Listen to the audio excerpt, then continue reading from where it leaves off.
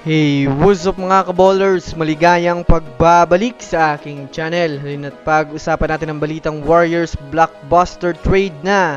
At ang balitang Steve Kerr nagdesisyon na sa Golden State Warriors para kay Stephen Curry. Tara na't pag-usapan natin yan dito sa Basketball Hot Shots.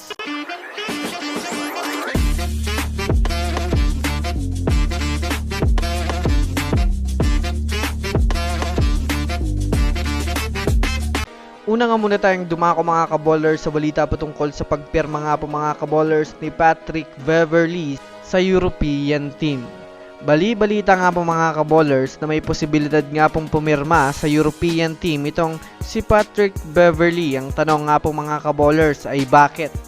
Na alam nating magaling naman nga po ito sa depensa, masipag naman pagdating sa hustle, ngunit bakit babagsak ito sa European team?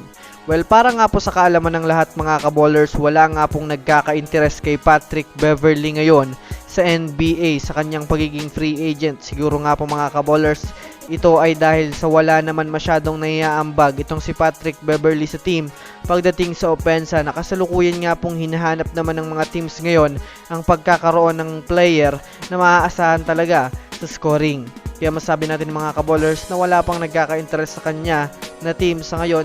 Kaya siguro mga kaballers ay may plano na siya na pumirma sa European team.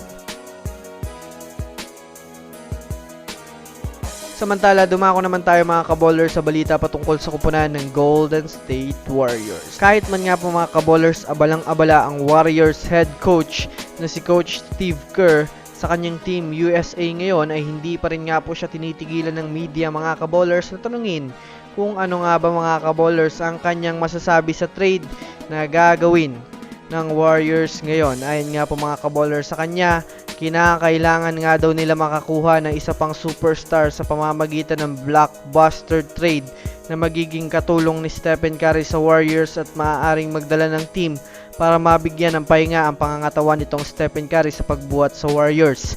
Ayon nga sa kanya, handa nga daw sila mga kaballers na magsakripisyo pa ng ilang mga players para mabigyan ng magandang lineup si Stephen Curry sa susunod na season. Kaya abang-abang na lang tayo mga kaballers sa kanilang mga gagawing move ngayong off-season. So that's it for today's video mga kaballers. Yan lang ang ating pag-uusapan sa ngayon. Pindutin ang subscribe and hit nyo na rin ang notification bell para sa mga susunod na updates sa mundo ng basketball. Again, this is Basketball Hot Shots.